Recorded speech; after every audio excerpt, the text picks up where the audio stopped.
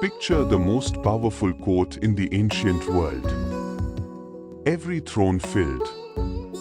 Every king present. The greatest warriors of the age sitting in silence, Bhishma, who had defeated the gods themselves, Drona, who had trained the finest archers creation had ever produced, Kripa, whose knowledge of divine weapons had no equal in the three worlds. They are all there. And in the center of that court, before all of them, a woman is being dragged by her hair. She is a queen. She is the wife of 5 princes. She is the daughter of fire itself, born not from a womb but from a sacred flame, chosen by the universe for a destiny she is only beginning to understand. And as the man who holds her hair reaches forward with his other hand to tear the fabric from her body, every warrior in that hall stays seated. Every king looks away or looks down. The most powerful assembly in the history of the Mahabharata sits in complete, catastrophic silence. And so she does the only thing left to her. She stops fighting with her hands. She raises them above her head, palms open, fingers spread, and she calls one name. Not the name of her husbands. Not the name of any king or warrior or god of battle. She calls the name of the one she has always trusted completely, the one who has never once let the distance between them be an obstacle to his arrival. She calls Krishna. And then the miracle begins. This is not just a story about a Saree that would not end. This is a story about what happens when a human being, stripped of every earthly protection, reaches past the visible world and finds that something, someone, is already reaching back.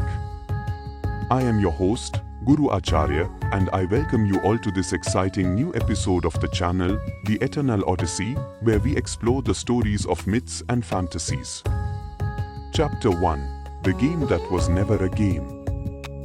To understand the full weight of what happened in the Kuru court on that day, you must first understand the sequence of catastrophes that lead to it, because the disrobing of Draupadi was not a sudden act of cruelty that erupted without warning. It was the final movement of a carefully orchestrated destruction that had been building for years, fed by resentment and envy and the particular poison that accumulates in the hearts of men who believe they deserve what someone else has been given. The Pandavas, Yudhishthir, Bhima, Arjuna, Nakula, and Sahdev had built Indraprastha, their gleaming new capital, into one of the most magnificent kingdoms the world had ever seen. The Maya Danava, the divine architect, had constructed for them a palace so extraordinary that its floors of crystal appeared to be water, and its water features appeared to be solid floor, so that guests who walked through it were constantly disoriented, stepping carefully where no care was needed, and stepping boldly where they should have been cautious. Duryodhan, the eldest of the Kaurava princes, and the person who had hated the Pandavas with systematic thoroughness since childhood, visited this palace and fell into one of its illusory pools. Draupadi, who witnessed the incident, laughed. It was perhaps an unguarded moment, the laugh of someone who has worked hard to build something beautiful and takes genuine delight in its wonders. But Duryodhan heard in it something that no proud man hears easily, the laughter of a woman at his expense. He carried that laugh back to Hastinapura like a coal in his chest, and it burned there until his uncle Shakuni, brilliant, patient, and deeply corrupt, gave him the instrument of his revenge. He would invite the Pandavas to a game of dice. And Yudhishthir, the eldest Pandav, whose devotion to dharma was real and absolute, but whose compulsive inability to refuse a challenge was the crack in his character that the universe had always been waiting to find, would sit down at the board. He would lose everything. His kingdom, his brothers, himself. And then, when everything else was gone, he would stake his wife. Chapter 2. The Queen in the Gambling Hall. The question of whether Yudhishthir had the right to stake Draupadi, after he had already lost himself, is one of the great unresolved legal and ethical debates of the entire Mahabharata, and the text is deliberate about leaving it unresolved, because the point is not the answer. The point is that the question was never properly asked. When Draupadi was declared the prize of the Kauravas, and Dushasana was sent to bring her to the hall, she sent back a message. Ask the assembly whether my husband staked me before or after he had lost himself, because if he had already lost himself, he had nothing left to stake. It was a precise, legally grounded, philosophically unanswerable question. She was not crying. She was not begging.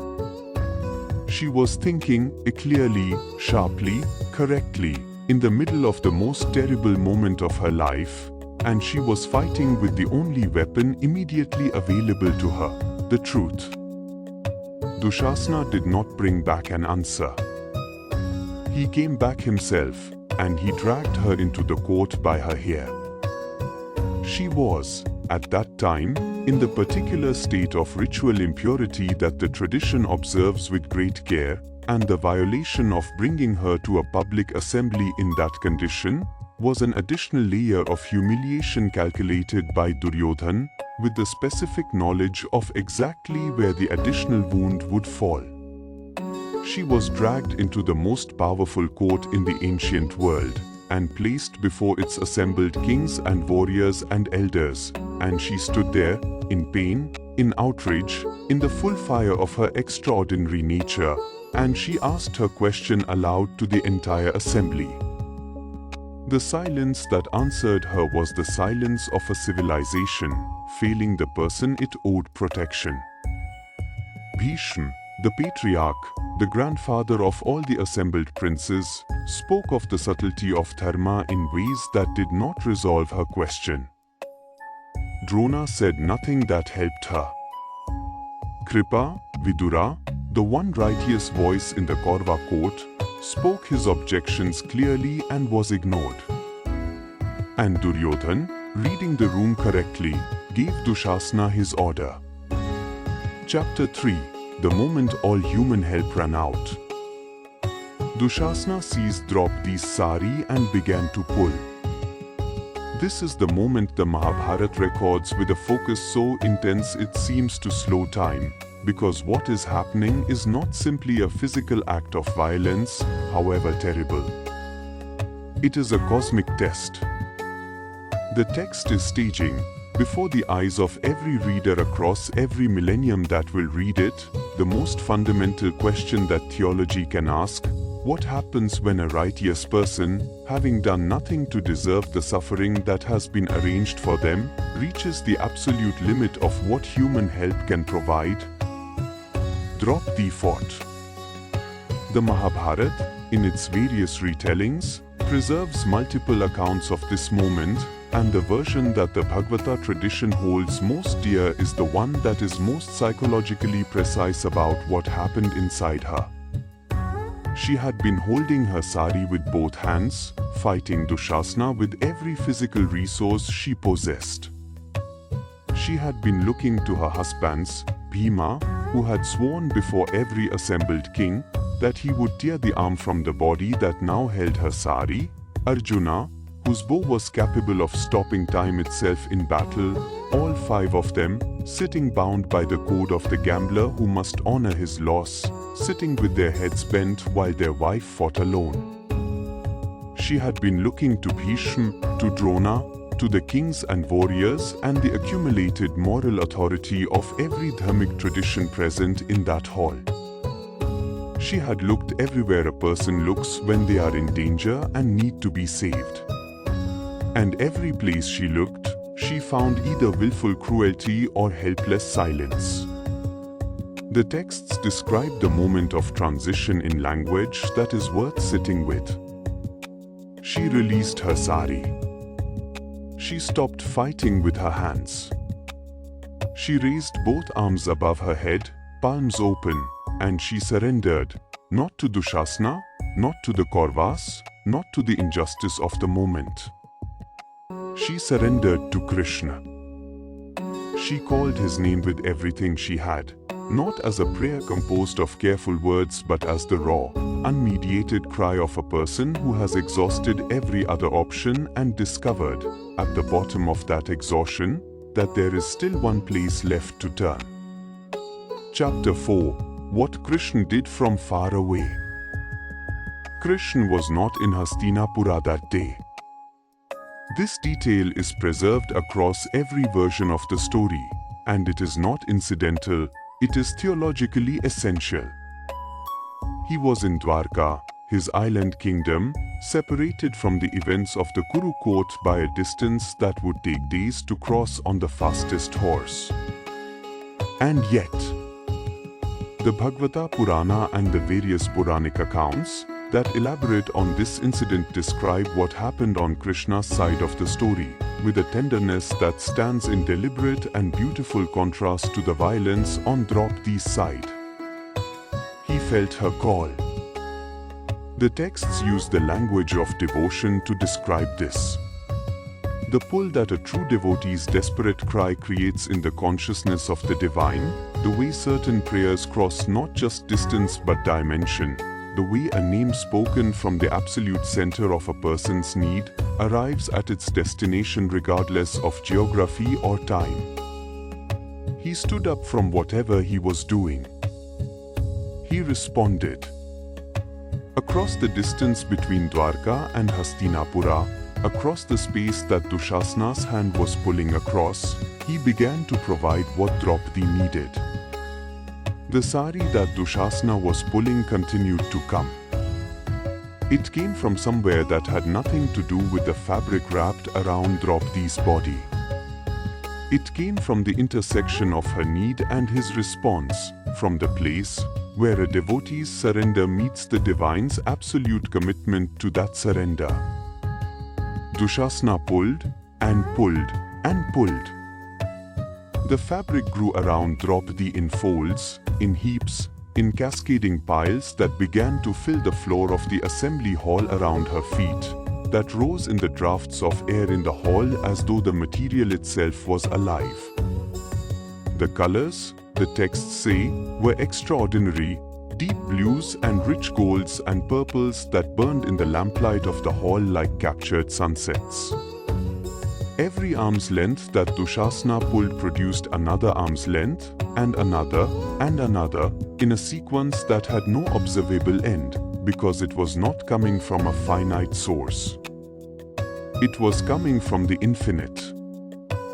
He pulled until his arms gave out.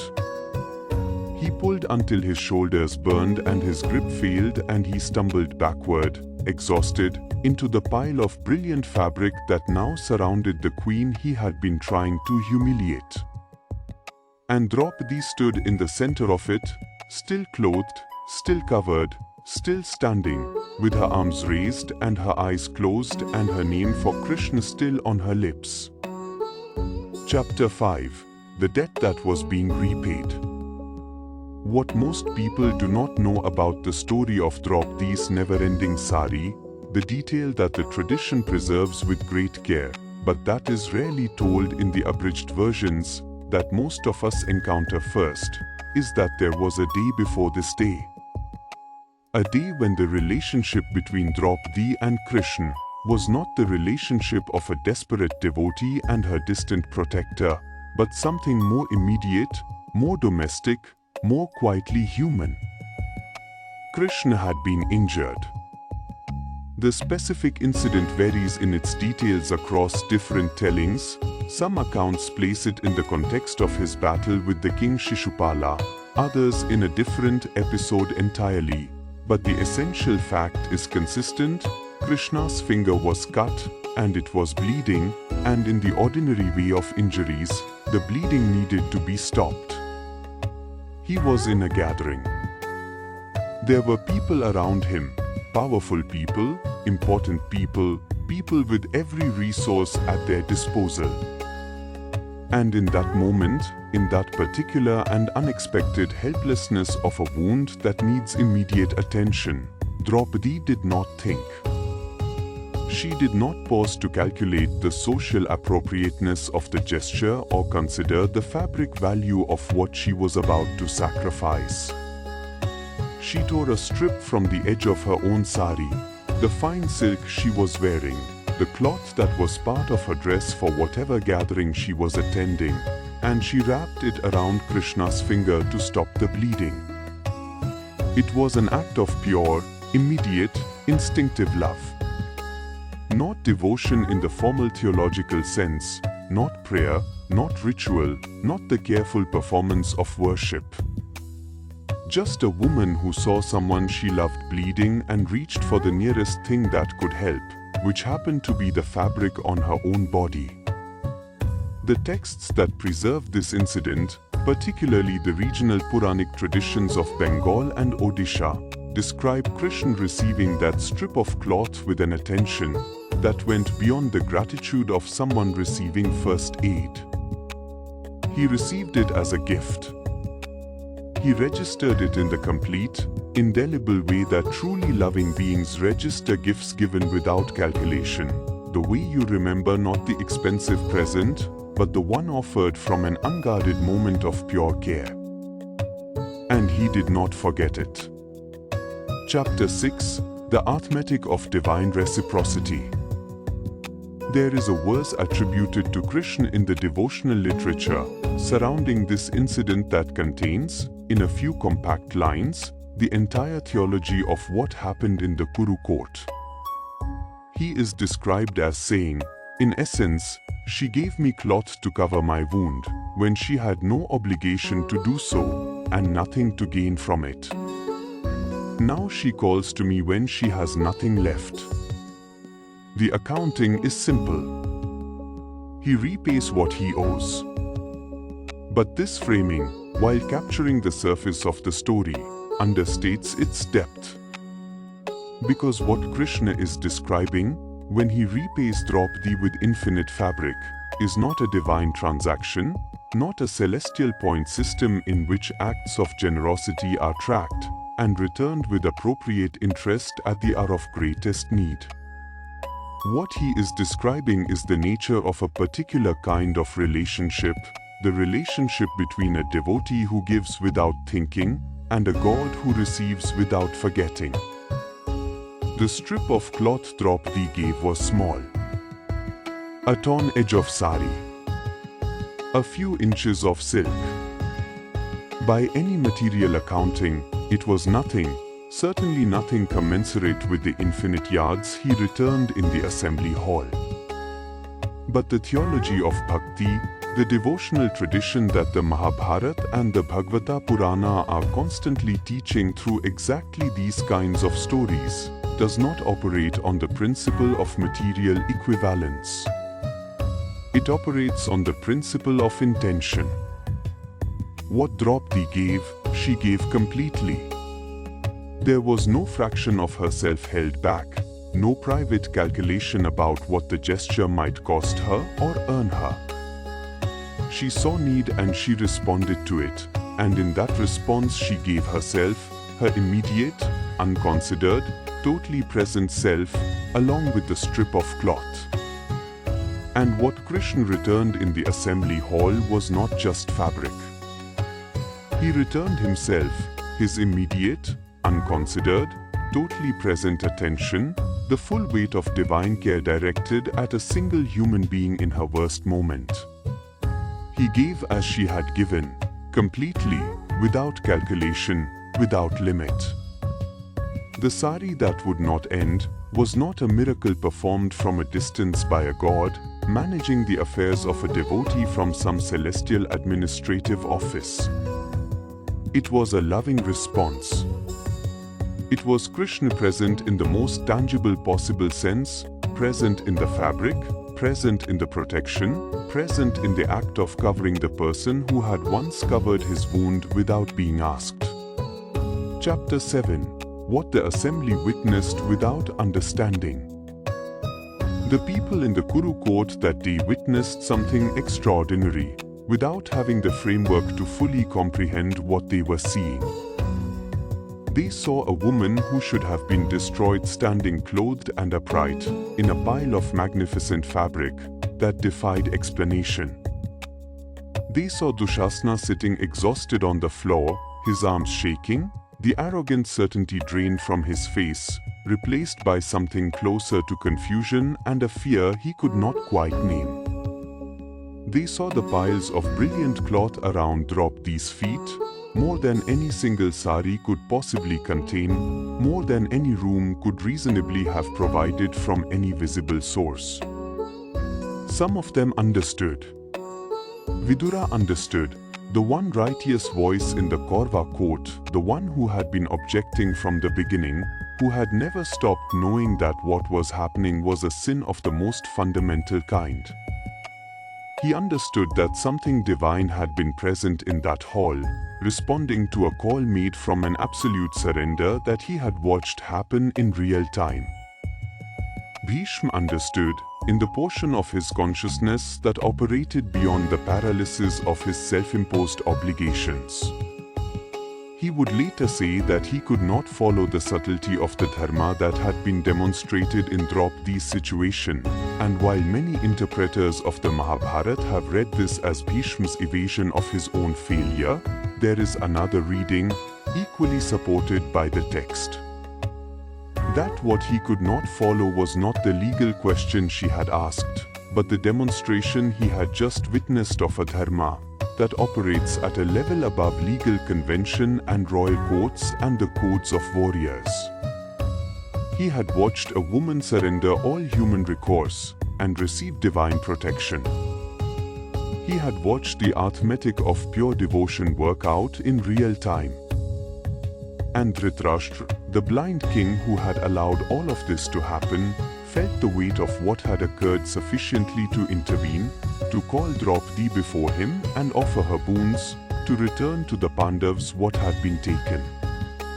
He did it too late and for reasons that mixed fear with something approaching conscience. But he did it. The miracle in the fabric had changed the atmosphere of the entire assembly.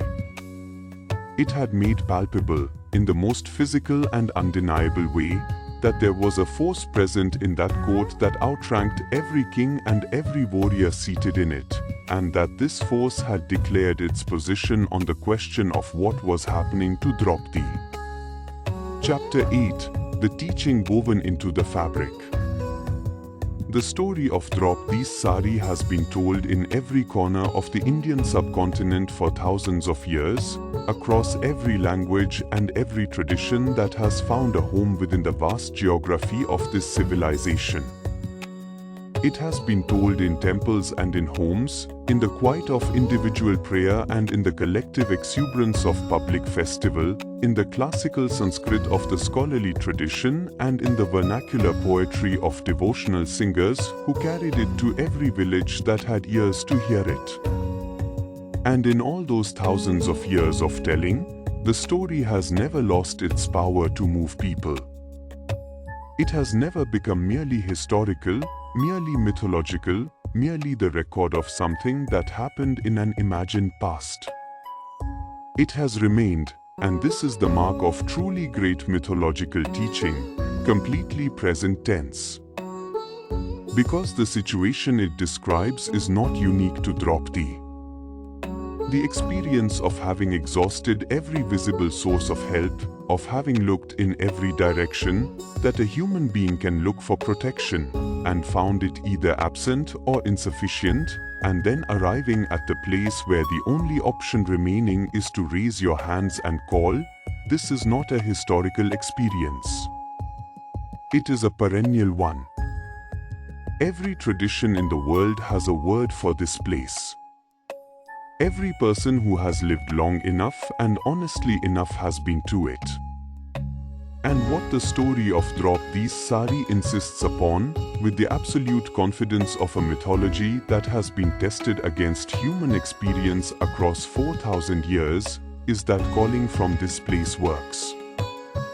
Not always in the way you expect. Not always in the form of infinite fabric falling around your feet in a public assembly. But in the way that matters, in the way that means you are not, in your worst moment, alone.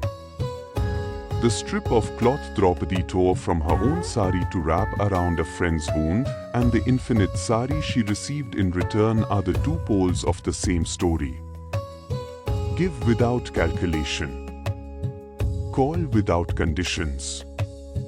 And the response will come in a form that exceeds every measurement you brought to the asking. That is the secret behind the never-ending sari.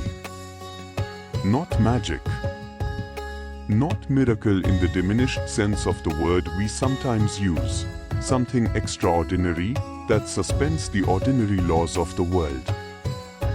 But the completely natural consequence of a relationship built on unconditional love, arriving in the moment it was needed most, in the most material, unmistakable, fabric and color form that divine care could find. She gave a strip of cloth without thinking, without calculating, from pure and immediate love. And when the worst moment of her life arrived, when every king was silent and every warrior looked away, the universe returned that strip of cloth as something that could not be exhausted. That is not just a story. That is a law. A law this channel exists to find in the oldest stories ever told and bring back to you, whole and alive and exactly as powerful as the day they were first spoken. If this script moved you, if it gave you something to carry, then give something back right now without calculating. Hit that like button. It takes 1 second and it means everything to a channel that pours everything it has into bringing these stories to you with the depth and care they deserve.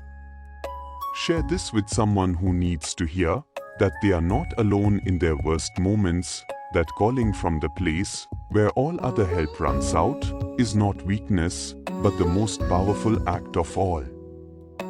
And subscribe, because Draupadi's story is one of hundreds we are here to tell. Stories of gods and queens and warriors and devotees. Stories that have outlasted every empire that tried to silence them. Stories that are waiting for you every single week. The fabric does not end. Neither do the stories. We will see you in the next one. See you until next time. Thank you.